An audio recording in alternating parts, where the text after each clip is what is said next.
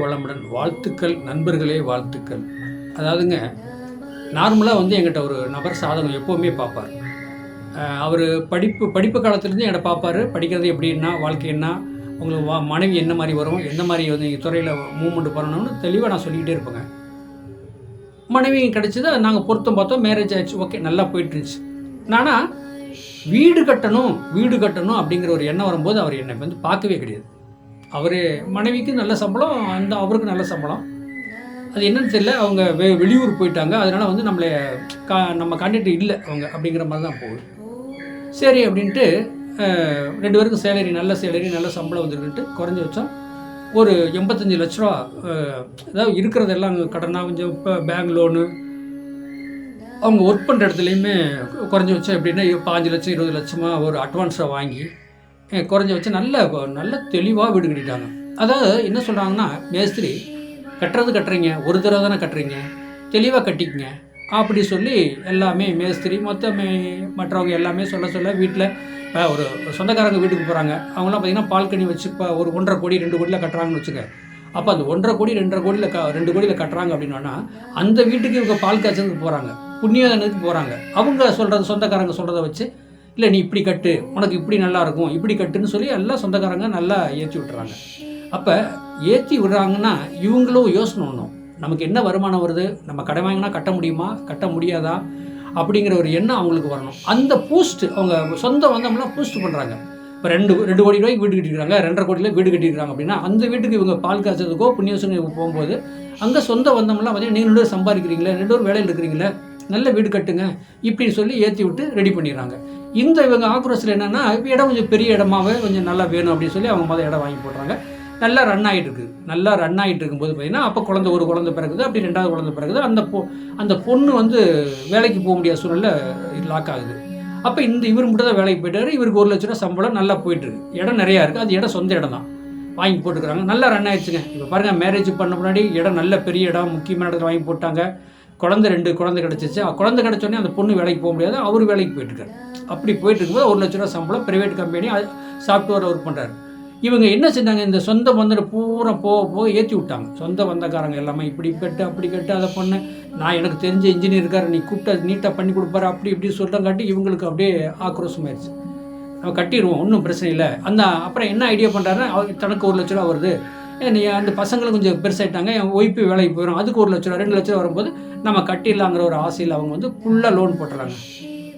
பாருங்களேன், இது வந்து இது வரைக்கும் வந்து அந்த பொருத்தம் பார்க்கறது வந்தாங்க, கல்யாணத்துக்கு கிட்ட கல்யாணம் முடிச்சு போனதோட சரிங்க. ஒரு குழந்தைக்கு வந்து குழந்தை பிறகுன்னு சொல்லி பேர் வச்சாங்க. பேரில் நான் அதாவது சாஃப்ட்வேரில் போட்டு எல்லாம் ரெடி பண்ணி கொடுப்பேன், அந்த பேர் வச்சாச்சு.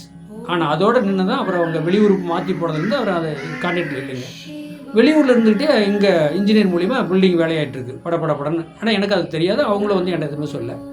சரி, அப்போ வேலை பண்ணிகிட்டு இருக்கும்போது பார்த்தீங்கன்னா நல்லா போயிட்டுங்க, நல்லா ஏகப்பட்ட காசுங்க.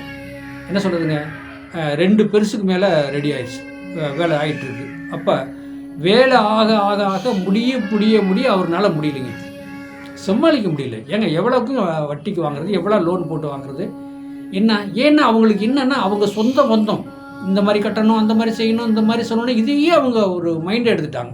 அந்த சொந்த பந்தம் சொல்கிறதவே மைண்டை எடுத்துகிட்டு பார்த்தீங்கன்னா 2 பெரிய லாவுக்கு மேலே ஓடியாந்துச்சு.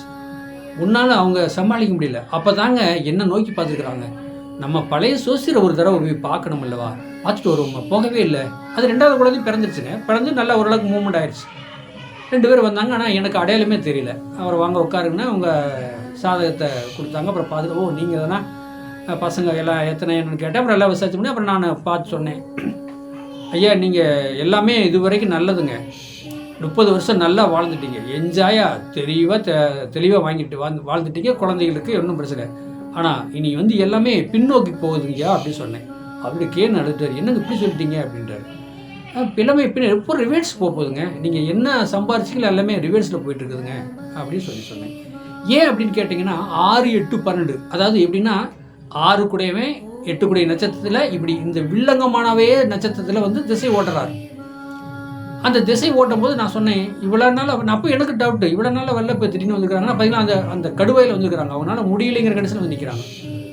அப்படி சொன்னேன், நீங்கள் எல்லாமே உங்களுக்கு ரிவர்ஸ் ஆகுதுங்க. அதாவது ஒரு மனுஷன் 30 வருஷம் வாழ்ந்தவனும் கிடையாது, ஒரு வருஷம் 30 வருஷம் வாழ்ந்தவங்க கிடையாது, கெட்டு போனவங்க கிடையாது. அப்போ நல்லா இருந்துட்டீங்க, இப்போ பூராமே ரிவர்ஸ் போகுதுங்க, எதுக்குங்க இவ்வளோ தொகையில் வீடு கட்டினீங்கன்னு எடுத்த கேள்வியை கேட்டேன். அப்படியே கண் கலங்குறாரு. ஏன் கலங்குறாரு அப்படின்னா, அவருக்கு பயம் வந்துருச்சுங்க.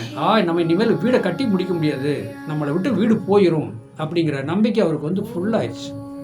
அந்த புல் ஆனோடனே தான் அவர் ஒரு கேப்பு விட்டு, ரொம்ப வருஷம் கேப்பு விட்டு மறுபடியும் வராரு என்கிட்ட. அப்புறம் நான் விளக்க சொன்னேன், ஐயா உங்கள் பேர் இருக்கிற சொத்து விரயமாக போகுதுயா அப்படின்னு. அப்படியே ஒன்றுமே இல்லை, அந்த அம்மாவும் தான் வந்தாங்க, அப்படியே நடுங்கி போயிட்டாங்க. ஒன்றுமே என்ன நடக்குதுன்னு எனக்கு புரியலைங்க, பைத்தியம் முடிச்ச மாதிரி இருக்குங்க. யார் பேச்சை கேட்டு, இன்ஜினியர் இவங்க பேச்சை கேட்டு, கொத்தனார் பேச்சை கேட்டு நான் கட்டிட்டேங்க. எனக்கு ஒன்றுமே புரியல, யாரையும் நான் குறை சொல்ல விரும்பலின்ட்டாங்க அவர். இப்போ மற்ற கொத்தனாரோ இன்ஜினியரோ மற்றவங்களை நான் விரும்பலை, ஏன்னா அவங்க வந்து நான் சொன்னது தான் அவங்க செஞ்சு கொடுத்தாங்க, அதில் எந்த குறையும் கிடையாது. ஏன்னா என் நேரம் சரியில்லையாட்டிருக்கு அப்படின்னு அப்போ சொல்கிறாரு. என் நேரம் சரியில்லையாட்டிருக்குன்னு சொல்லி என்கிட்ட வந்து சொல்லும்போது நான் பார்க்கும்போது பூராமே சரியில்லைங்க. கண்டிப்பாக நான் சொல்லிட்டேன், நீங்கள் கண்டிப்பாக இந்த எவ்வளோ முடியுமோ அதை முடிஞ்சுன்னு டக்குன்னு முடிச்சுட்டு இந்த வீட்டை கொடுத்துட்டு நீங்கள் வேறு இடம் மாறிடுங்க, நீங்கள் குடியிருக்கிற விட மாறி வெளியே வாங்க அப்படின்ட்டு. அப்படியே தடுமாறுறாங்க. எவ்வளோ பெரிய லானா போட்டு கட்டிகிட்டு இருக்கிறோம், இப்படி சொல்கிறாரே சோசியல்னா அவங்கள குழம்பி தானே வந்துக்கிறாங்க. இப்போ உடனே அவங்க சொந்தம் வந்துட்டு முக்கியமானவங்ககிட்ட சொல்லி அவங்களும் சரி மறுபடியும் வந்தாங்க. என்னங்க இப்போ தப்பிக்க முடியுமா? தப்பிக்கலாம் முடியாதுங்க அப்படின்ட்டு. அதில் ஒன்றுமே பண்ண முடியாது, சூழ்நிலை எப்படி இருக்குது. இதை நீங்கள் முதவே வந்துட்டு நான் சொல்லியிருப்பேன், இவ்வளோ போகிறதுக்கு வந்து சும்மா ஒரு 35 லட்சம் 40 லட்சம் சிம்பிளாக கட்டுங்க.